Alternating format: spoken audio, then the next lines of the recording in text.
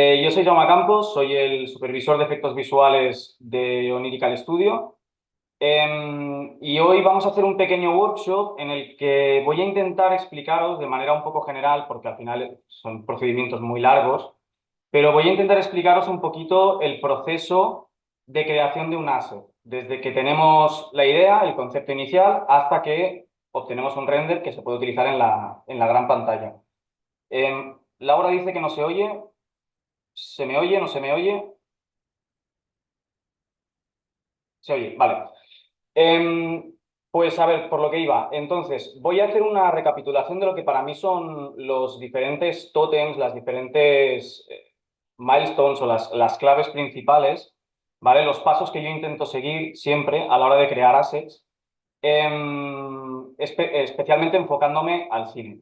Antes de nada, deciros que este workshop, yo lo que os voy a enseñar y los materiales que voy a ir abriendo y demás, están hechos en 3 Studio Max, porque nosotros internamente trabajamos en 3 Studio Max, en el estudio. Pero esto no significa que lo que yo os voy a explicar se limite solo a este software, ¿vale? Una idea que me gustaría lanzar antes de empezar es que lo importante no es el software, sino la persona que está detrás, ¿vale? Esto es como la fotografía. Lo importante no es la cámara que tienes, sino el talento que tú tienes como fotógrafo.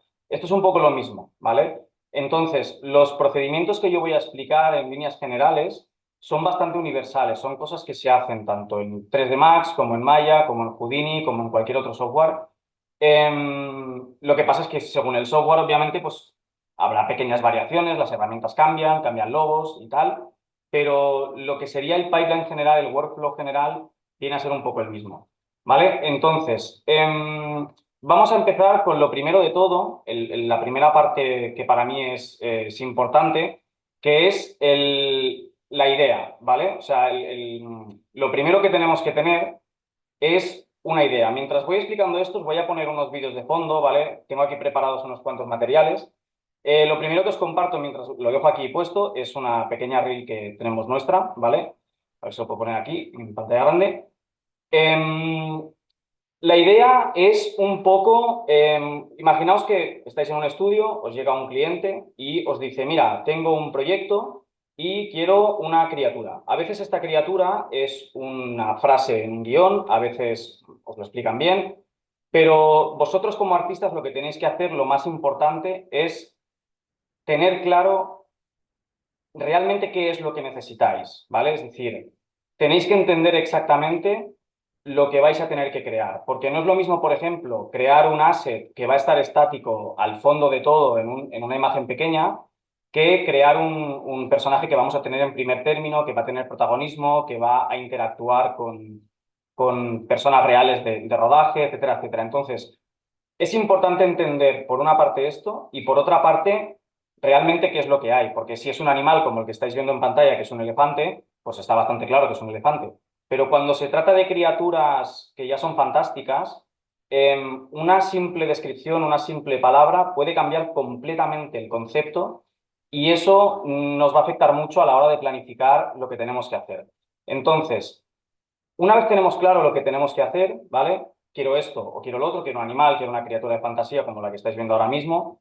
Una vez tenemos esto, lo que tenemos que hacer es estudiar desde la perspectiva más técnica, es estudiar la viabilidad de esta criatura, ¿no? Lo que nos está pidiendo el cliente, ¿es viable o no es viable? En este caso, por ejemplo, lo que estáis viendo, a mí me dicen, quiero un pájaro zombie que está recubierto de telas y que encima tiene alas y que hace un montón de cosas. Yo tengo que estudiar la viabilidad de esto, sobre todo cuando te dicen, vale, pues tienes tanto tiempo, tienes tantos recursos, ¿vale? Y una vez tengo estudiada la viabilidad y sé claramente lo que voy a tener que hacer, lo importante de este bloque en general es definir el pipeline, ¿vale? Si no definís un buen pipeline al principio de la creación de un personaje, estáis muertos, literalmente, ¿vale? Porque un fallo de cálculo, una mala planificación puede hacer que no entreguéis a tiempo o que entreguéis mal o que las cosas no salgan como tienen que salir. Entonces, el pipeline, en general, sería como todo ese conjunto de softwares, plugins, procedimientos, etcétera, etcétera, que me van a llevar desde el archivo 3D, por así decirlo, hasta el render final, ¿vale? En el caso, imaginaos, en el caso que teníamos antes del pájaro, pues si yo digo, vale, pues la simulación de telas se va a hacer con este plugin. El personaje se va a hacer de esta otra manera. ¿Necesito músculos? ¿Sí o no? Vale, estos músculos los voy a hacer con esto. Todo tiene que estar definido en el pipeline al principio, porque es lo que va a condicionar que yo siga un camino o siga otro, ¿vale? Entonces, esto es, en general, lo voy a ir repitiendo a lo largo del workshop, pero yo creo que es de las cosas más importantes con diferencia, ¿vale? Lo último que queréis cuando estáis en un entorno de cine o de producción y estáis diseñando un asset o tal, lo último que queréis es tener que echar para atrás, ¿vale? Porque habéis planificado mal o lo que sea, es lo último que queréis, ¿vale? Entonces, una vez tenemos la idea y tenemos el pipeline diseñados, tenemos que pasar a lo que para mí es el segundo punto más importante, que es el concept, ¿vale? Por concept me refiero a un nivel visual, a un nivel de diseño del propio personaje. Obviamente, si tengo un animal realista, como puede ser un elefante, un león, un pájaro o lo que sea, el diseño, o sea, el apartado de diseño es un poco menos importante. Pero si tengo una criatura de fantasía, el diseño cobra mucha relevancia, ¿vale? Entonces, más allá de definir formas y volúmenes y cosas por el estilo, os hablo por la experiencia que yo he tenido, porque yo también he cometido errores en el pasado, es tener en cuenta, o sea, sobre todo, buscar infinitas referencias. Tenéis que buscar infinitas referencias de aquello que vais a crear, tanto si es real como si no es real. Al final, la mente humana hace que no podemos inventarnos nada totalmente de cero. Todo lo que nos inventamos tiene referencias de cosas que ya hemos visto antes. Entonces es importante buscar estas referencias e ilustrar nuestra imaginación justo con lo que queremos, ¿vale? Os explico un caso práctico. A mí me pasó hace ya unos cuantos años. Nos llegó el encargo al estudio de hacer una criatura. Era un animal, era una vaca, ¿vale? Y yo, que por aquel entonces pues no tenía mucha experiencia, era de lo primero que hacía, me tiré a la piscina, cogí 4 fotos sencillitas que encontré por internet, no las puse de fondo ni siquiera y empecé a modelar, ¿vale? Yo modelo el animal, lo modelo bastante bien y lo pasamos a rigging y lo pasamos a animación. Se reía el personaje, se empieza la animación y en el segundo plano que estábamos animando, resulta que esa vaca tenía que estar pastando en el suelo. Supongo que todos tenéis en mente que una vaca pues, puede pastar de pie, ¿no?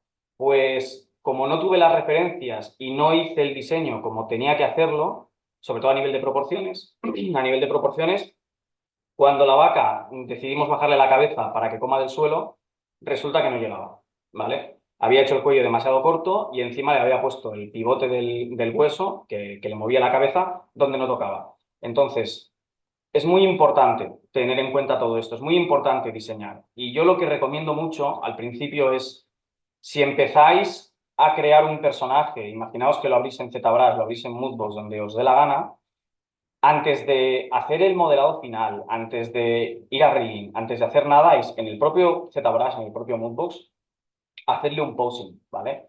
Probad diferentes poses de ese personaje, aseguraos de que puede hacer todas las acciones que tiene que hacer, porque imaginaos que os pasa lo que me pasó a mí. En ese caso eran 5 o 6 planos, no era muy drama tirar para atrás, pero si eso os pasa en un entorno de producción grande, pues bueno, puede ser una aliada bastante interesante.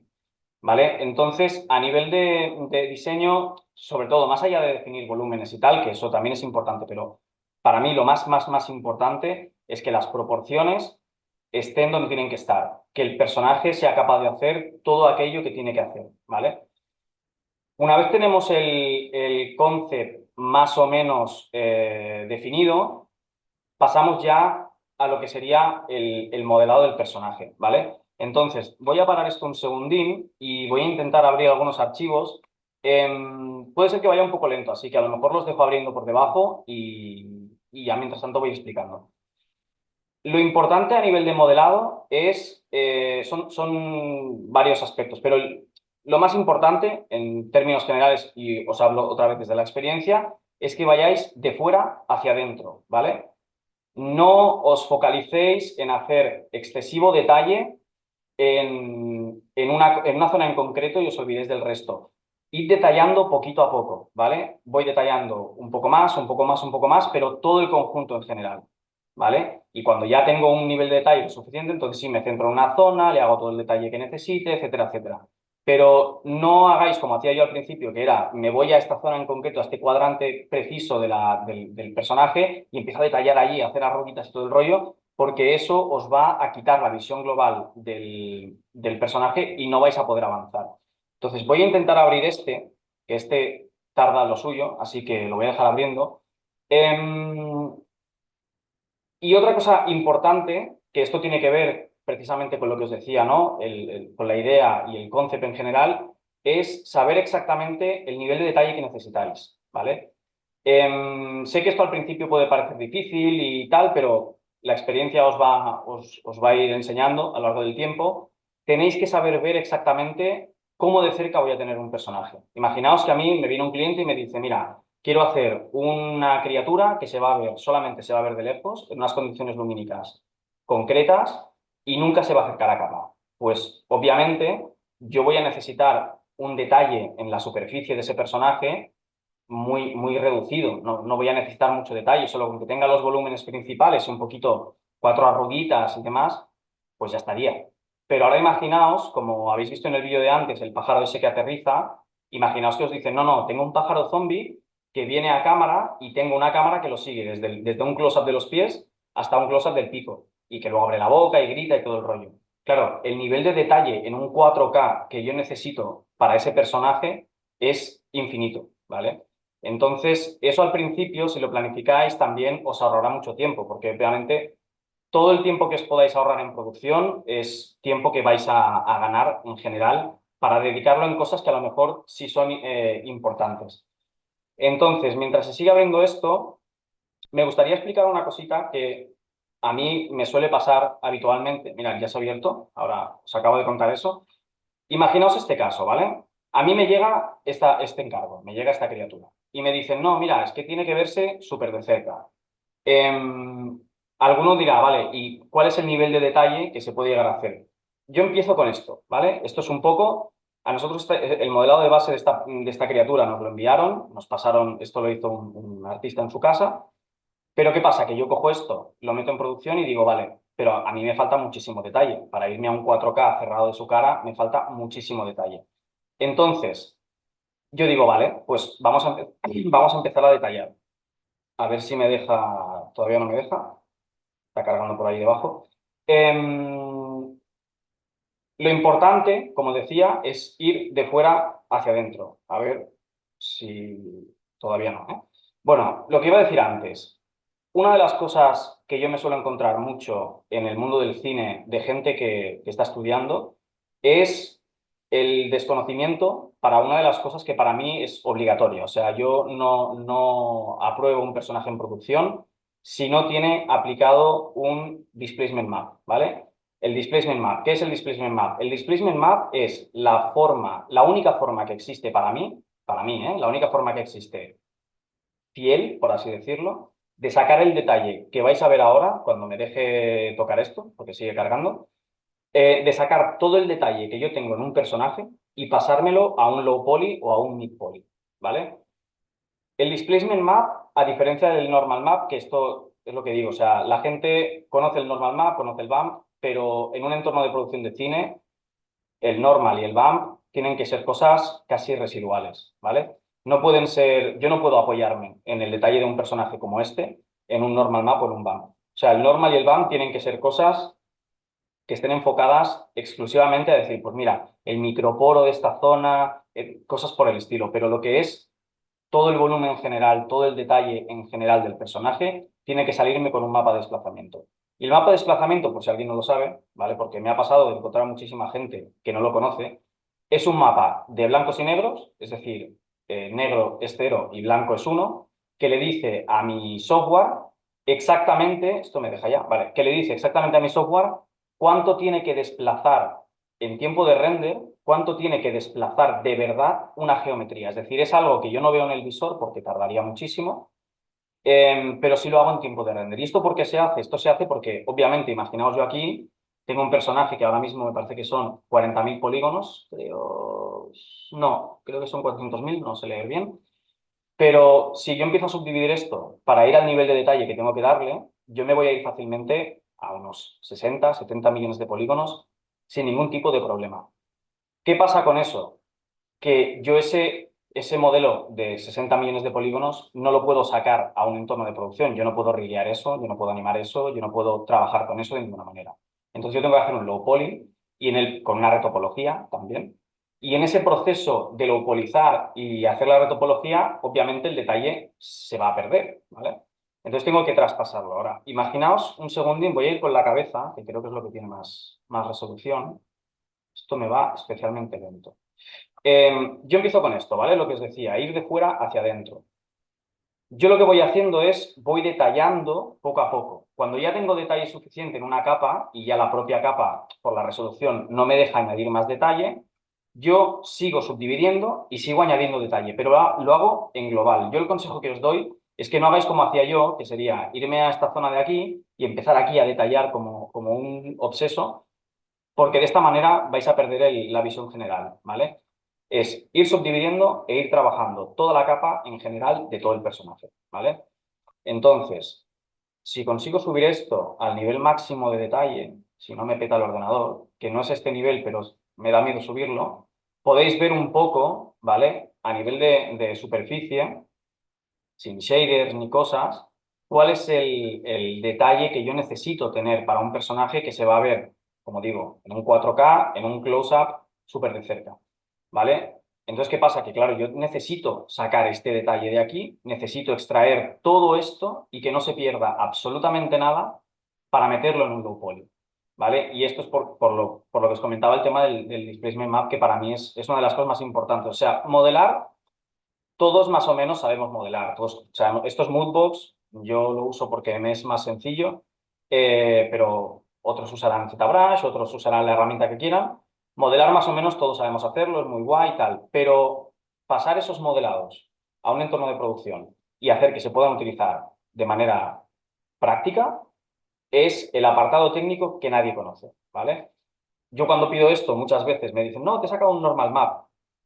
Pero claro, el normal map jamás en tiempo de render me va a hacer, no sé si os fijáis aquí en estas arruguitas de aquí, esta imperfección de la superficie no me la va a dar nunca el normal map, me la va a dar el displacement, ¿vale? Entonces es muy importante saber trabajar con este tipo de mapas porque para mí es lo único que funciona en cine, ¿vale? Luego, obviamente, si yo encima de esto, imaginaos que yo saco el mapa de displacement y esta zona de aquí, estos microporos que yo tengo aquí en esta especie de bulto que tiene, esto no me sale porque el mapa no tiene resolución suficiente, etcétera, etcétera. Vale, este micro detalle sí que puedo ganarlo con un BAM o puedo ganarlo con un normal, ¿vale? Pero el detalle general, todas estas arrugas que yo tengo aquí, los volúmenes, etcétera, etcétera, todo esto no va a salir con un... Perdón. Todo esto no va a salir con un mapa de normales. Solo puede salir con un mapa de desplazamiento. Imaginaos, o sea, ¿ves este nivel de detalle? Imaginaos, si yo bajo a esto, que sería la base, pues ¿qué resolución tengo aquí? Tengo cero resolución, ¿vale? Lo dicho, si lo estoy viendo a esta distancia y el render va a estar a esta distancia, pues ya me funciona. A lo mejor no necesito ir más detallado, pero si tengo un plano que me pasa de este close-up a este close-up de aquí, pues sí necesito ese nivel de detalle, ¿vale? Entonces, más allá de esto, lo segundo más importante suele ser, o sea, pasar esto. Imaginaos que yo empiezo con este modelo, lo voy subdividiendo, le añado todo el detalle, le doy las formas, lo completo y luego lo que hago es, me lo vuelvo a bajar y con este modelo de base, esto me lo llevo a 3 Studio Max, me lo llevo a Maya, me lo llevo donde sea, le hago la retopología si la necesita, aunque yo tengo que decir que soy partidario de pasarme los modelados ya aquí con la topología correcta hecha, porque si no luego es como que no me mola mucho tener que echar para atrás. Me los paso aquí con la topología hecha, si no le hacéis la retopología y le reproyectáis todo el detalle para que no se pierda absolutamente nada, ¿vale? Pero en producción a nosotros nos tiene que llegar esto, que no sé, a ver si... Vale, nos tiene que llegar esto. Esto es un nivel de poligonización bastante correcto, es altito, pero es correcto para trabajar con él, ¿vale? Pero obviamente, si yo me quiero sacar, imaginaos, aquí no me enseña bien la malla por un tema de optimización, Pero si yo tengo que este modelado ahora tiene, me parece que son 315.000 polígonos solo en la cabeza, como comprenderéis, estoy totalmente fuera. O sea, esto es imposible moverlo a tiempo real, esto es imposible animarlo, esto es imposible hacer absolutamente nada, ¿vale? Entonces, lo importante del modelado, para recapitular, es ir de fuera hacia adentro, ¿vale? Y sobre todo, apoyaros en el mapa de desplazamiento. Es como ese gran desconocido que se usa mucho en producción, pero en las escuelas no se suele enseñar o mucha gente no lo suele utilizar. Y yo también os digo una cosa, ZBrush tiene muchos problemas para sacar los mapas de desplazamiento correctamente, ¿vale? Os lo digo por la experiencia porque me he peleado bastante con eso. Moodbox los saca perfectos a la primera, pero ZBrush no suele sacarlos bien, pero bueno, se puede, ¿vale? Y ya está. Y esto es un poco, así en líneas generales, es lo importante. Más allá de esto, o sea, no voy a entrar en detalle de si utilizo un pincel, otro pincel, etcétera, etcétera, porque ya os digo que esto, al final, cada maestrillo tiene su librillo y cada uno utiliza las herramientas que le gustan y llegar a este resultado que veis aquí se puede llegar de mil maneras distintas, ¿vale? Entonces, una vez tenemos el modelado, pasaríamos, voy a cerrar esto, ¿vale? Pasaríamos a lo que sería todo el bloque, en general para mí es un bloque, texturas y shading, ¿vale? Muchas veces se tratan por separado, es decir, alguien pinta las texturas y luego otro alguien hace los shaders, pero para mí no tiene sentido, ¿vale? Para mí no tiene sentido hacer algo así porque en el momento en el que tú estás pintando algo, tú necesitas verlo aplicado en ese material, necesitas ver cómo se comporta ese mapa, ¿vale? Necesitas saber si ese mapa necesita más color, si necesita menos color, si le tengo que pintar esta máscara, le tengo que pintar la otra máscara, ¿vale? Entonces, el trabajo de texturizado y el trabajo de shading, especialmente en criaturas, tiene que ser un trabajo simétrico. Y lo óptimo para mí es que lo haga la misma persona. Porque siempre que me ha pasado, que me han pasado, que alguien ha hecho el modelado y ha hecho las texturas y me lo ha pasado a mí, he tenido que rehacer una muy buena parte del trabajo, ¿vale? Entonces, para que eso no pase, lo ideal es que la misma persona se encargue de las dos cosas al mismo tiempo. Em, a nivel de shading, o sea, a nivel de texturas en general, os voy a decir el bloque básico, ¿vale? Que sería diffuse, reflection mask, glossiness, un bump o un normal para realzar algunos detalles, pero lo dicho, no apoyar el modelado en eso, sino que sea solo a nivel para acabar de darle un poquito de extra. Y ya está. A partir de aquí es cuestión de ir configurando el shader, ir haciendo el shader y sobre eso ir refinando, ¿vale? Entonces voy a ver si puedo abrir por aquí alguno, a ver si me acuerdo de alguno que funcione bien. Em, Creo que este va a funcionar. Voy a intentar abrir este. Em, entonces, por lo general, una vez tenemos pintados el diffuse, el reflection y todo el rollo, todo lo demás normalmente suelen ser mapas de máscaras, mapas de blanco y negro que me sirven a mí para decir, oye, pues esta propiedad en concreta del shader la quiero aplicar en esta zona, pero en esta zona no, ¿vale? Y una cosa importante, que se me ha olvidado decir, una cosa importante es eh, que cuando estamos en cine, todos los efectos se tienen que conseguir de la manera físicamente correcta. Es decir, si un personaje tiene subsurface, el subsurface tiene que salir por configuración del shader. No puede salir porque yo lo pinto como textura, a no ser que estemos trabajando con un look muy concreto y tal, que entonces ya es otro tema.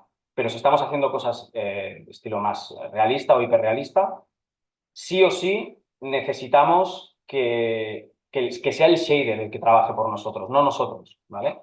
Entonces, a ver si me deja hacer esto grande. Lo importante es, igual, o sea, es lo mismo, es empezar con estos cuatro mapas y a partir de aquí irle metiendo pues cada vez más y más y más. A ver si me deja abrir un segundín, que esto va lento de narices. No, ¿qué me pasa aquí? Por ahí. Vale, por lo general, a ver, que yo no destruya nada. Si yo cojo esto, ¿vale? Este es un shader bastante sencillo, ¿vale? Es decir, tengo aquí un subsurface de V-Ray, es la cosa más sencilla del mundo. Pero luego tengo mapas que yo tengo pintados por aquí, mapas de blancos y negros, que me sirven a mí para configurar, pues decir, oye, el subsurface color, ¿dónde lo quiero? Lo quiero aquí, lo quiero allá.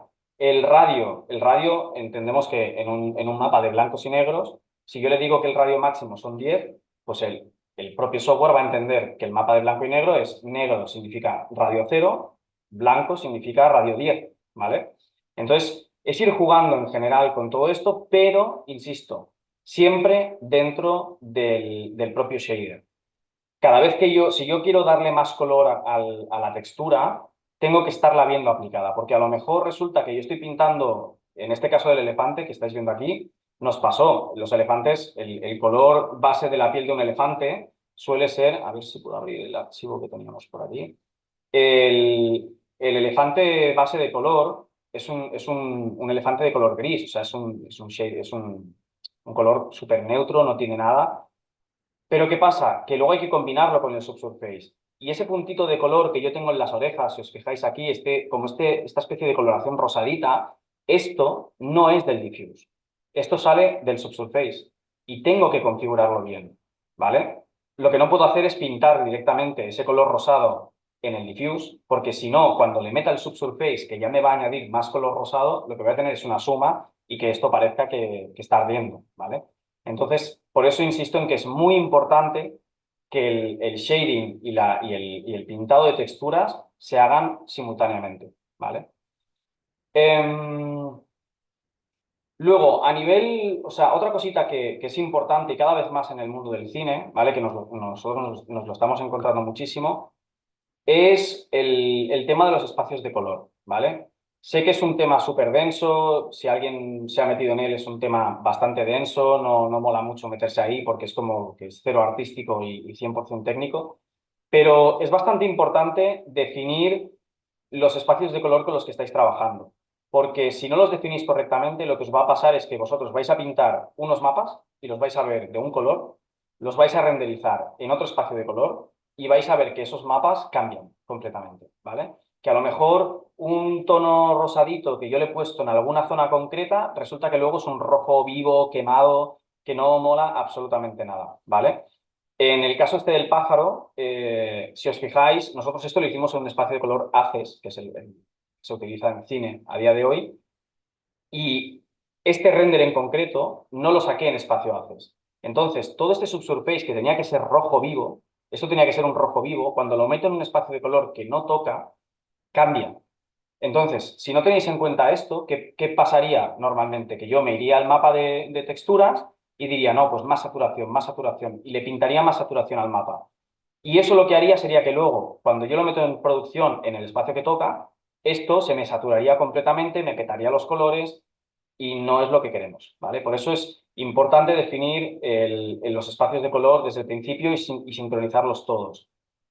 Y hoy en día, como ya es una cosa que se hace mucho, lo bueno es que todos los softwares tienen herramientas de configuración de espacios de color, ¿vale? Y básicamente con esto ya casi estaría todo. Una última cosita que se me olvida. ¿Veis estas esferas de color que hay aquí? Estas de aquí, me refiero. Cuando configuréis un shader y pintéis texturas, yo os recomiendo muchísimo que las pongáis. Estos son 4 esferas. Normalmente son 4 y aquí puse 5, no sé exactamente por qué, pero normalmente son 4, ¿vale? Es una esfera negra, una gris, una blanca y una de color cromado. Estas esferas me sirven a mí para medir la luz, ¿vale? ¿Por qué medir la luz es importante? Porque vosotros imaginaos que yo, en este caso concreto, que estáis viendo aquí, tuviera la luz mal configurada. ¿Eso qué significaría? Que a lo mejor la esfera negra está de aquí, yo la estaría viendo de color, imaginaos que la estuviera viendo de un color grisáceo.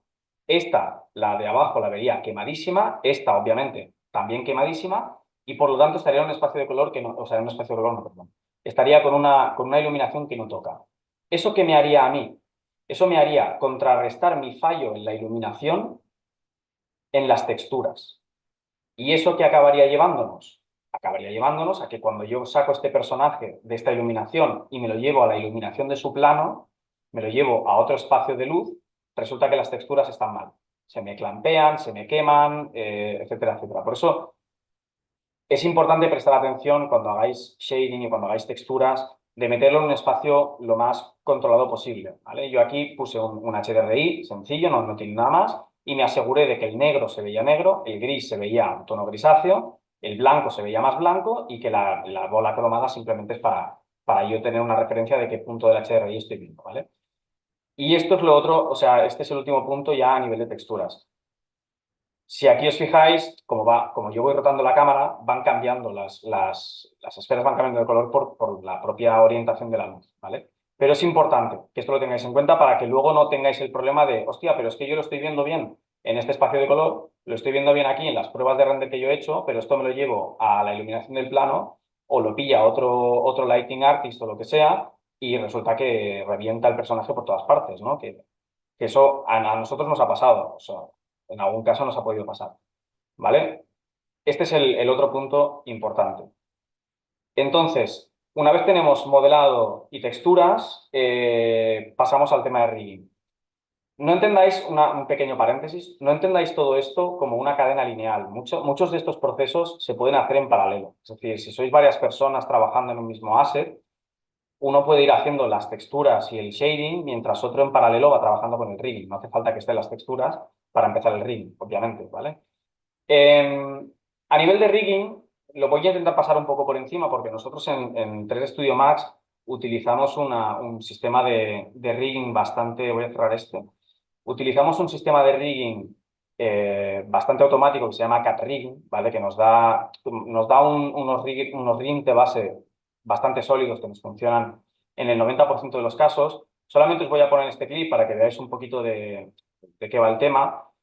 Nosotros solemos apoyarnos en rigging facial, sí que solemos apoyarnos con custom rigs que hacemos nosotros internamente porque este sistema solo es como para mover el cuerpo en general, pero todo lo que son riggings faciales y demás, ya sí que tenemos que hacerlos manualmente, ¿vale? Entonces, esto que veis aquí, estos huesos que veis aquí, es lo que os digo, este sistema que nosotros utilizamos, ¿vale? Que nos suele funcionar de manera bastante automática y sin entrar mucho en detalle, por lo general, voy a ir abriendo un archivo que va a ser este de aquí.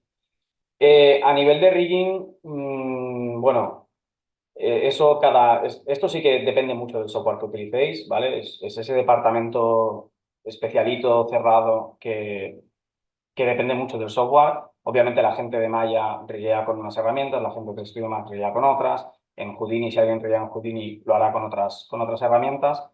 Pero lo importante del rigging es que, insistiendo otra vez en el punto 1 y 2, si tenéis clara cuál es la idea y tenéis bien desglosado el personaje, sabéis exactamente lo que va a tener que hacer.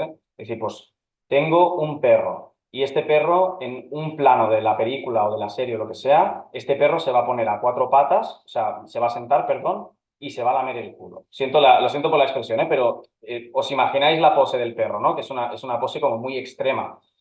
Yo tengo que hacer que el rigging me permita hacer eso, ¿vale? Porque muchas veces pasa que hacemos un rigging que funciona para andar y hacer cuatro poses y luego en el guión pone, no, pero es que el perro coge, se sienta al lado de la esquina y hace tal cosa y no nos funciona. Y luego resulta que el rigging no llega, que se rompe, que los huesos no están puestos correctamente, etcétera, etcétera. La segunda cosa más importante, o sea, la segunda cosa importante para mí a nivel de rigging, mira, aquí estáis viendo un poco cómo funciona esto. O sea, nosotros creamos este dummy de aquí, ¿vale? Y a partir de esto nos genera una pelvis, que suele ser esta, y esta pelvis, a ver, un segundín, que voy a ocultar cositas. Y a partir de aquí vamos generando los huesos, ¿vale? Entonces, estos riggings que nosotros generamos están ya 100% configurados, son súper automáticos, vienen con capas de animación, que eso en 3 Studio Max se agradece mucho, ¿vale? Y son súper customizables en todos los aspectos, ¿vale? Podemos hacer que tengan stretch and squash, podemos hacer mil cosas, ¿vale? Esto ya es un rollo a nivel más técnico, pero a nivel como conceptual, una cosa importante, ¿vale? Que a mí me pasó con lo que os explicaba al principio de la vaca, que no giraba el cuello, es dónde colocáis los huesos. Por eso es importante tener muy buenas referencias. Yo cuando hice una vaca, no sé si por aquí tengo alguna vaca, os he puesto antes un clip de una vaca, ¿no? Creo por aquí salía.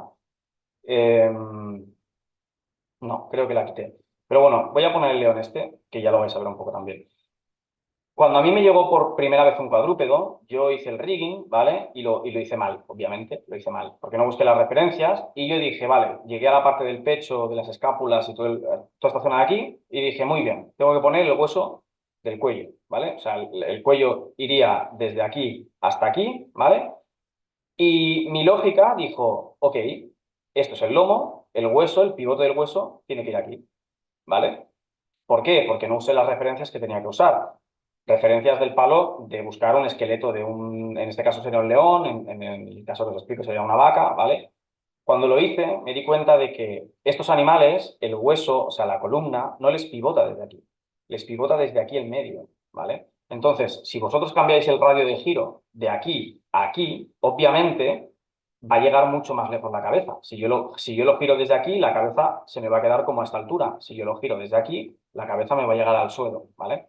Entonces, a nivel de rigging, más allá de los aspectos técnicos de cada software, que ya os digo que eso sí que depende mucho de lo que utilicéis, lo importante es tener claro dónde están los pivotes, dónde giran los huesos, dónde están las articulaciones.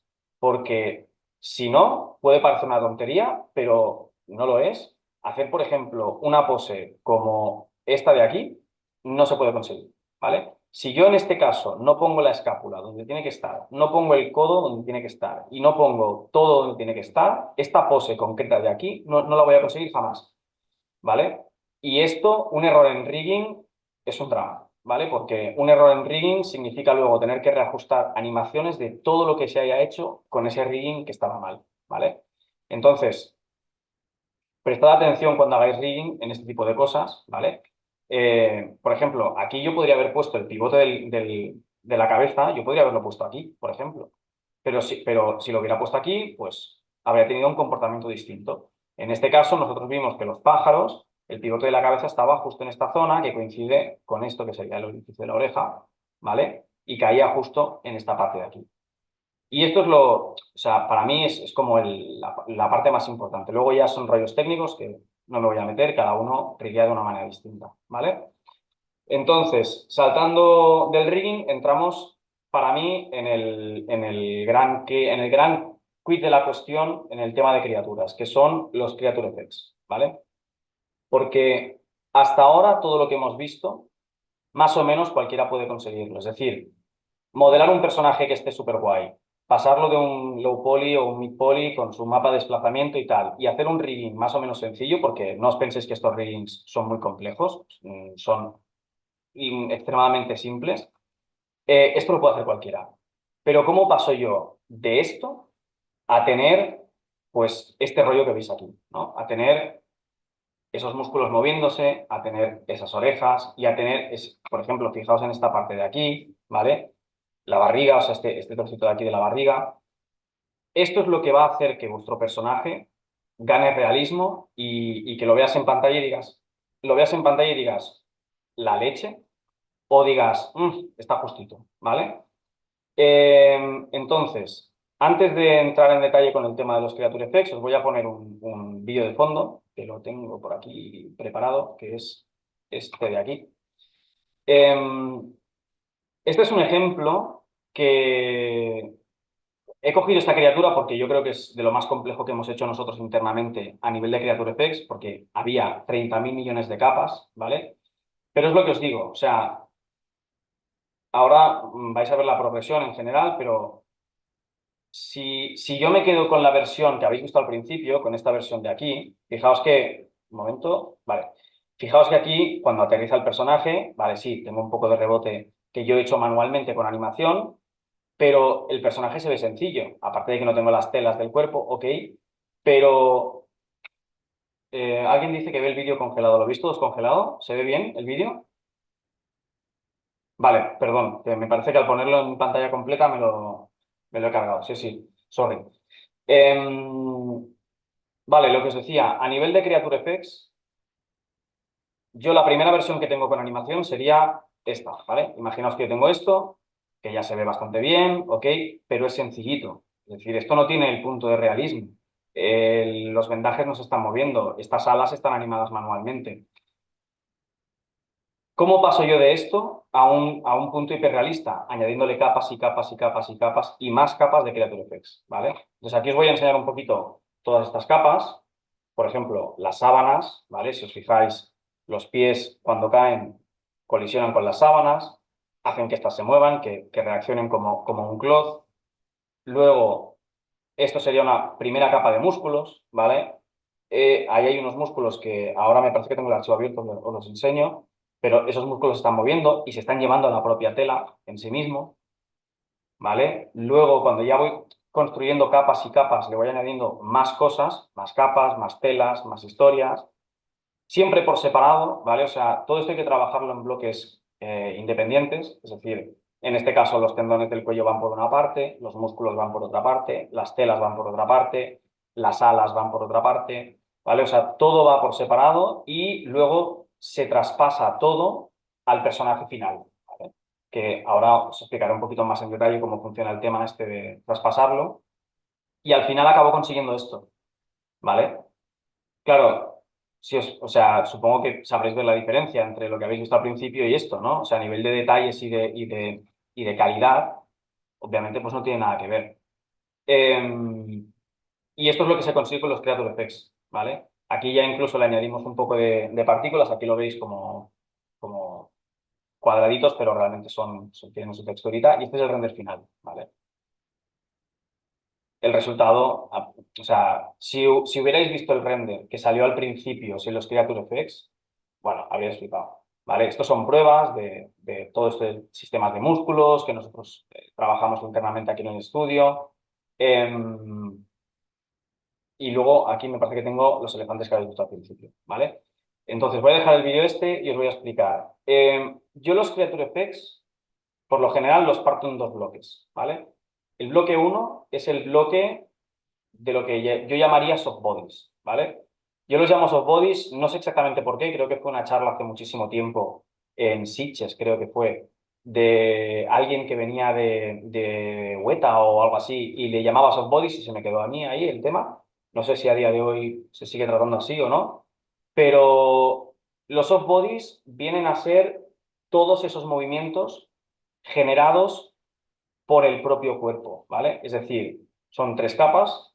La primera serían los músculos, la segunda sería la fascia, es decir, la tela que mantiene a los músculos, y luego estaría la grasa, ¿vale? Entonces, ¿cómo se genera todo esto? Pues así en líneas generales, os abro este archivo y os explico, os enseño un momento todo esto de aquí. Esto son los músculos, ¿vale? No existe un botón en los softwares que sea genérame músculos automáticamente. Tienes que modelarlos, ¿vale? Y es un trabajo bastante tedioso. Entonces, hay que modelarlos, hay que riguearlos y hay que configurarlos. Se pueden hacer mediante, en este caso se hicieron mediante un modificador que tiene 3 Max, se llama Flex, que básicamente lo que hace es, le aplica unas propiedades más o menos de dinámicas al cuerpo cuando se mueven.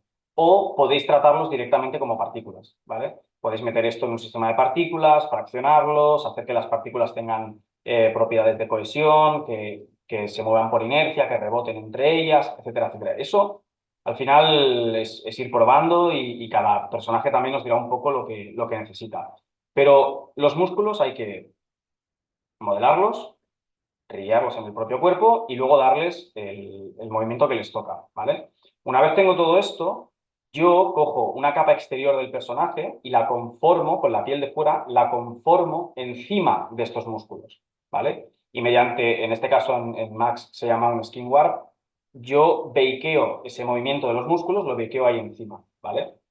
Entonces, antes de que se me olvide, una vez tengo esto, la capa que conforma los músculos, esto sería la fascia, por así decirlo, ¿vale? Tengo que conseguir la grasa, que es lo realmente difícil. Para conseguir la grasa, yo diseñé un método aquí, pero me parece que o sea, lo saqué precisamente de un post que vi en la web de Ziva Dynamics, que es el software que se utiliza a nivel profesional como estándar en las grandes empresas, ¿vale? Nosotros somos un poco outsiders, utilizamos 3D Max, pero también se puede conseguir. Que básicamente lo que hace es, imaginaos que yo tengo un elefante, ¿vale? Yo tengo la capa de músculos, la capa de los músculos modelada y luego tengo la piel exterior, ¿vale? Obviamente, en zonas como puede ser el lomo o puede ser las patas, la diferencia de volumen entre la capa de los músculos y la capa de la piel exterior es menor. Pero en las zonas de la barriga, obviamente, como yo la piel exterior la he modelado como yo veo un elefante, obviamente yo le he modelado la grasa, por así decirlo, pero los músculos me los he llevado hacia adentro porque el músculo del elefante no es flácido, no cae. Entonces, utilizando la diferencia de los volúmenes, generamos partículas entre medio y le damos propiedades. Mirad, ahora vais a ver un poco cómo funciona el tema. A ver si me acuerdo bien, dinámicas. Vale, esto sería, por ejemplo, la capa de la piel exterior y esta sería como la capa de los músculos, ¿vale? Entonces, si os fijáis, obviamente, en la zona del lomo, como veis aquí, la diferencia es mínima, ¿vale? Entonces aquí las partículas, como están muy juntas, van a quedarse muy estáticas, es decir, no me va a calcular una grasa, por así decirlo, ¿vale? Pero en zonas como, por ejemplo, estas de aquí, donde la diferencia es mayor, sí me va a calcular una grasa, ¿vale? Entonces, generamos otro sistema de partículas nuevo, le aplicamos esas dinámicas nuevas, generamos una grasa y con todo esto, al final, lo acabamos briqueando, ¿vale? Lo biqueamos nosotros mediante un point caché, ¿vale? Es este modificador de aquí, que esto me parece que se mueve, no va muy a tiempo real, pero se mueve. Y esto lo que hace es, como veis, me bakea, por así decirlo, el movimiento de los vértices por cada frame que yo tengo, ¿vale? Es la única manera de sacar el personaje. En el caso del elefante, luego además le hicimos el tema de las orejas, se hizo con un cloth simulation. Em, vale, ¿lo veis bien? Es que me parece que alguien decía que estaba parado. El tema del cloth, o sea, las orejas se hicieron con cloth simulation y si os vuelvo a poner el vídeo, me parece que es este de aquí, ¿vale? Las orejas, si os fijáis, es un cloth, todo el tema de músculos y grasa y en el caso del pájaro, que no sé ahora mismo dónde lo he puesto, creo que, bueno, no sé por dónde está el pájaro, aquí. El pájaro tenía, obviamente, pues tenía un cloth simulation, tenía los músculos también, tenía el cloth simulation para las alas, porque obviamente las alas no puedo hacerlas con sistemas de músculos, tiene que ser un cloth simulation y luego bakearlo igual con un point caché. Y luego tengo todo este pájaro en concreto tenía la peculiaridad, por no decir otra palabra, de que tenía todos estos colgajitos por aquí, telas, etcétera, etcétera, ¿vale? Entonces este personaje realmente fue una pesadilla de llevar a cabo, pero acabó quedando bastante chulo, ¿vale? Y luego, una vez tenemos, o sea, tenemos por una parte músculos, luego tenemos el cloth simulation y luego estaría el tema del Heranfur. El tema del Heranfur es un poco como el rigging, ¿vale? Según la herramienta que utilicéis, hay un método o hay otro. Nosotros usamos Ornatrix, ¿vale? Aquí estáis viendo algunas cositas de pelo que da algún movimiento, pero bueno, a nivel de simulación, primero lo que tenéis que tener en cuenta es que antes de simular el pelo, necesitáis tener bakeado y point cacheado y acabado todo el tema de simulaciones de la piel del personaje, porque obviamente el pelo va a recoger el movimiento, ¿vale? Entonces podríamos decir que el tema de los Creature Effects también van un poco de dentro hacia afuera, es decir, voy simulando primero músculos, luego grasa, luego la piel, luego pelo y luego en todo caso las telas, si imaginaos que el león este llevará un ropaje, ¿no?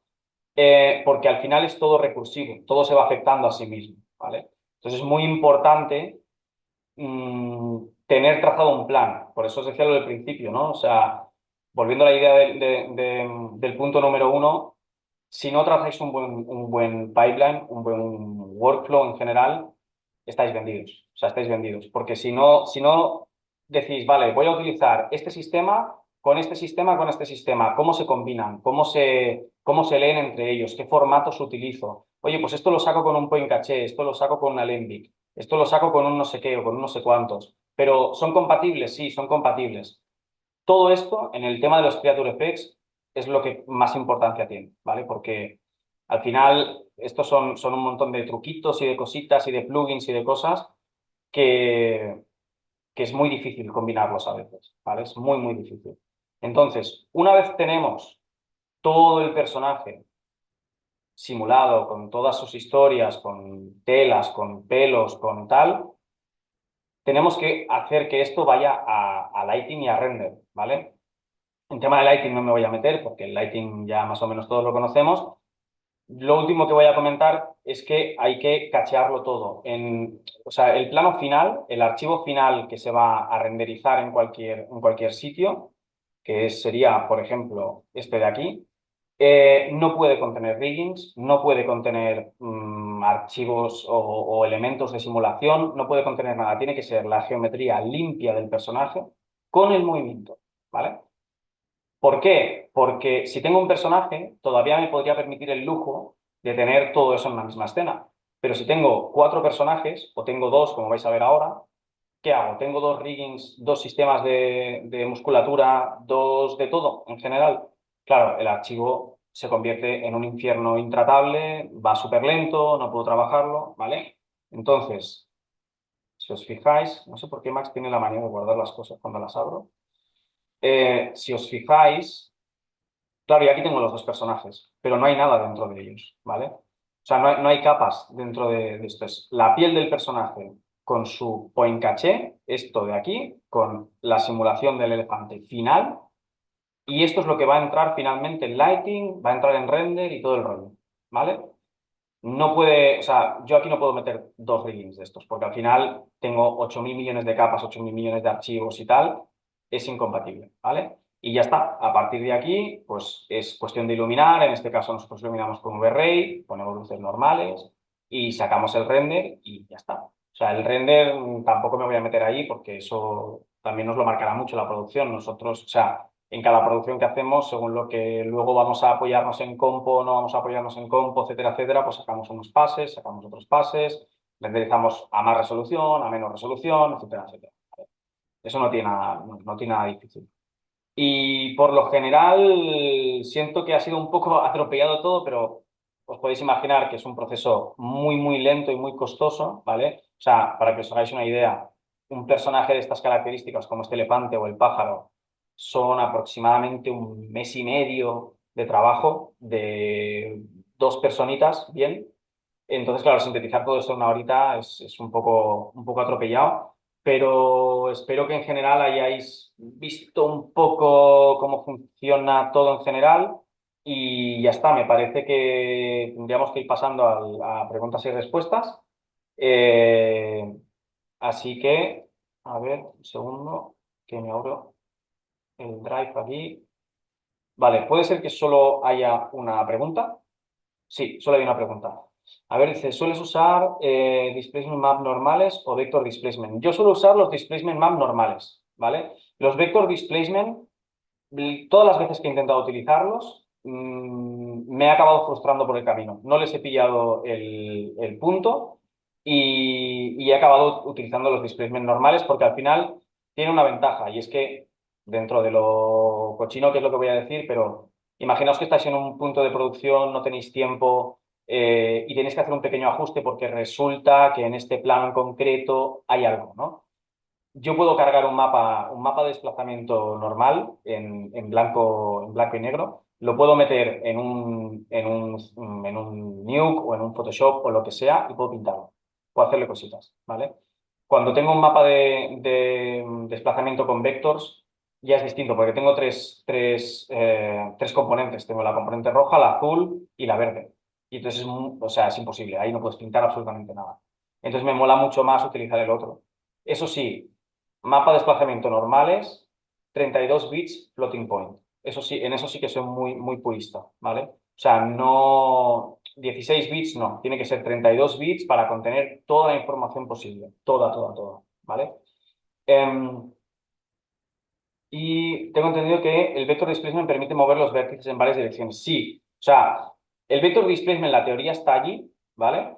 Y técnicamente con un vector displacement puedes utilizar un modelo mucho más sencillo, mucho más low poly y apoyarte mucho más en el mapa de desplazamiento, pero es lo que os digo, yo no, nunca le he pillado el punto, nunca le he pillado el punto, siempre me he acabado frustrando, nunca he conseguido sacar el nivel de detalle exacto que necesito y al final siempre he acabado tirando a un mapa de desplazamiento normal y se acabó. Es decir, en eso no tiene más complicación. A ver, otra pregunta dice, a la hora de modelar músculos, entiendo que necesitas referencias reales, ¿no? Sí, sí, absolutamente sí. O sea, obviamente no es cuestión de modelar pues yo qué sé, 400 músculos que pueda tener una criatura en una parte del cuerpo y demás. A lo mejor los agrupas, haces un tal, pero es muy importante tener referencias para saber, pues si tengo un bíceps, el bíceps donde se conecta, ¿no? En el caso de los elefantes, a ver si puedo abrir esta red de aquí. En el caso de los elefantes, ¿dónde tengo el clip? ¿Por queréis rápido? Vale. Si os fijáis aquí, o sea, estos músculos no los he puesto yo aleatoriamente aquí porque me ha parecido bien. Obviamente yo busqué una referencia, vi que el bíceps se conectaba de esta manera, que el tríceps se conectaba de esta manera, que a lo mejor en la realidad el tríceps es un poco más pequeño o se parte en 3 trozos, eso ya depende de cada uno, o sea, depende de lo detallista que quieras llegar a ser, ¿vale? Pero, pero sí, buscar referencias es súper, súper, súper, súper importante.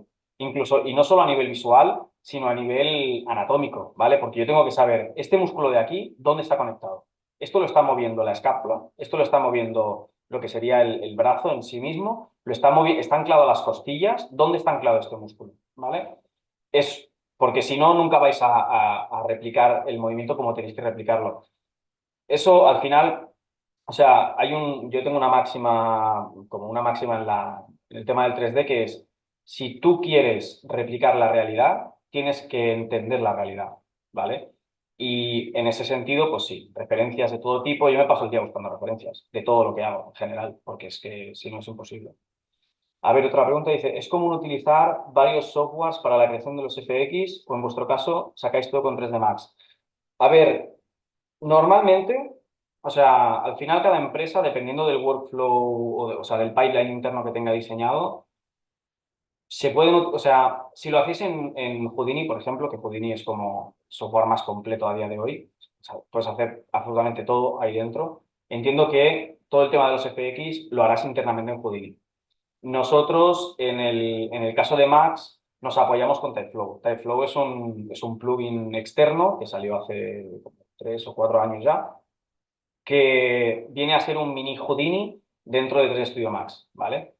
Y básicamente nos permite hacer sistemas de partículas muchísimo más avanzados que internamente que antes no se podía. Si no tuviéramos Typeflow, si yo no hubiera tenido Typeflow, yo no hubiera hecho Creature FX dentro de 3 Studio Max. Me habría ido a Ciba Dynamics, me habría ido donde fuera, ¿vale? El Ciba Dynamics es como el software que se suele utilizar en muchos sitios, aunque luego al final, por ejemplo, las empresas más grandes generan sus propias herramientas. O sea, se desarrollan sus propias herramientas para todo el tema de los Creator Effects.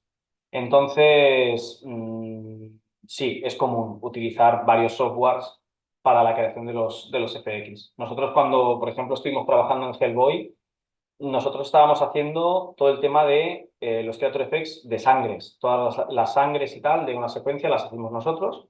Y luego había otra empresa que estaba haciendo los cloth y nosotros trabajamos con Houdini en aquel entonces y la otra empresa me parece que, no sé si estaba trabajando no me acuerdo con qué estaba trabajando, pero no era Houdini, no era Houdini.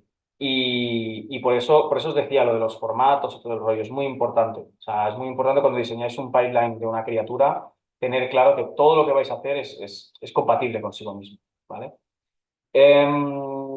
Otra pregunta dice, ¿cómo funcionan los roles en realidad? ¿Un modelador también hace algo de rig o es todo muy especializado?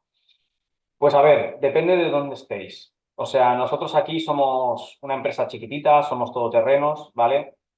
Y solemos hacer, o sea, cada uno hace un poco de todo en general. Entonces, yo cuando empecé aquí, yo hacía modelado y ahora pues hago prácticamente todo. Lo normal en una empresa grande es que el modelador solo haga modelado, que el rigger solo haga rigging, que el animador solo anime y, o sea, que cada uno se centre en lo suyo, ¿vale? Pero en las empresas pequeñas, por un tema de recursos, muchas veces, por un tema de optimización, a ver que sí, por un tema de optimización no se puede, ¿vale? lo que nosotros buscamos es ese perfil todoterreno, decir, pues mira, píllate el modelado, el otro que se pille el tal, irnos cambiando roles, etcétera, etcétera. Porque si no, imaginaos, para una criatura de estas características necesito un modelador, un rigger, un texturizador, seguramente un shader, porque muchas veces no hacen de esto. Necesito a un par de personas de Creature Effects. O sea, me hace falta un equipo de 10, 15 personas para hacer una criatura que de otra manera la puedo hacer yo. Obviamente, el equipo de 15 personas va a llegar a un nivel de detalle infinitamente mejor que el mío, obviamente, ¿vale? Pero claro, es un equilibrio, es un equilibrio. ¿En vuestro estudio hay un concept artist o cuando sale un proyecto de concept ya os viene dado? Depende, depende. En el caso, por ejemplo, del pájaro este que estáis viendo aquí todo el rato, el diseño nos lo dio el vendor que nos subcontrató a nosotros para hacer solo el pájaro, ya nos dio el diseño, no lo hicimos nosotros. Pero en otras producciones sí, el monstruo este que hay aquí al final, este de aquí, el diseño lo hicimos nosotros, ¿vale? Entonces depende mucho de si somos el vendor principal, de si estamos trabajando en conjunción con otras empresas, de si la producción es muy grande y a lo mejor han hecho una preproducción súper, súper buena y lo han diseñado todo, que a veces pasa también. Depende mucho. ¿Vale? Y existen posiciones junior en empresas de FX como la tuya. Sí, o sea, ¿de FX te refieres a Creature FX solamente o de FX en general? Porque, o sea, de FX, a ver, esto lo hablábamos hace no mucho con un compañero aquí. El gran problema que tienen las empresas pequeñitas de efectos visuales en España es que los proyectos que suelen caernos a nosotros no suelen tener mucho tema de FX, ¿vale? Suelen ser películas sencillitas, como puede ser, pues, recientemente hicimos lo del Cuerpo en Llamas, cosas por el estilo, que tienen compo, eh, que tienen cosas sencillitas, incluso algún 3D sencillito y tal, pero llegarnos rollos así tan complejos como estos que os he enseñado, realmente es bastante poco. Entonces, pero sí, si nos llega un proyecto lo suficientemente grande como para coger juniors, nosotros siempre estamos súper abiertos a coger juniors.